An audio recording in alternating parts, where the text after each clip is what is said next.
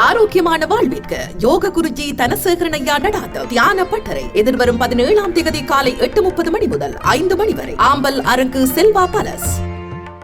மத்திய சப்ரகமுவ மேல் தென் மற்றும் மூவா மாகாணங்களின் பல இடங்களிலும் அத்துடன் அம்பாறை மற்றும் மட்டக்களப்பு மாவட்டங்களின் பல இடங்களிலும் பிற்பகல் அல்லது இரவு வேளைகளில் மழை அல்லது இடியுடன் கூடிய மழை பெய்யக்கூடும்.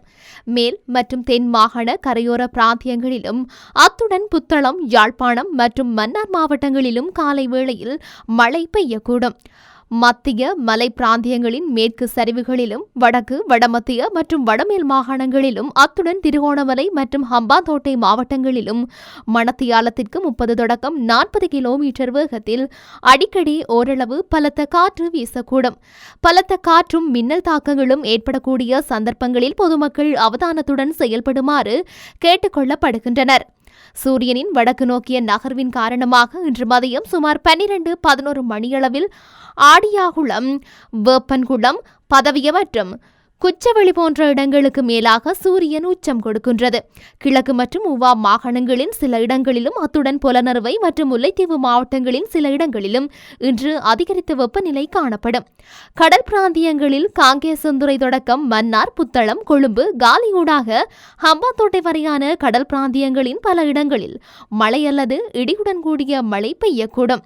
திருகோணமலை தொடக்கம் மட்டக்களப்பு ஊடாக ஹம்பாந்தோட்டை வரையான கடல் பிராந்தியங்களின் சில இடங்களில் மாலை அல்லது இரவு வேளைகளில் மழை அல்லது இடியுடன் கூடிய மழை பெய்யக்கூடும். கடல் பிராந்தியங்களில் மணத்தியாலத்திற்கு 30 தொடக்கம் 40 கிலோமீட்டர் வேகத்தில் மேற்கு திசையிலிருந்து தென்மேற்கு திசை நோக்கி காற்று வீசும். காங்கேசந்துறை தொடக்கம் மன்னார் ஊடாக புத்தளம் வரையான அத்துடன் மாத்தை தொடக்கம் ஹம்பாந்தோட்டை ஊடாக பொத்துவில் வரையான கடல் பிராந்தியங்களில் மணத்தியாலத்திற்கு 55 கிலோமீட்டரிலும் கூடிய வேகத்தில் அடிக்கடி காற்று அதிகரித்து வீசக்கூடும். இவ்வாறான சந்தர்ப்பங்களில் இக்கடல் பிராந்தியங்கள் கொந்தளிப்பாக காணப்படும்.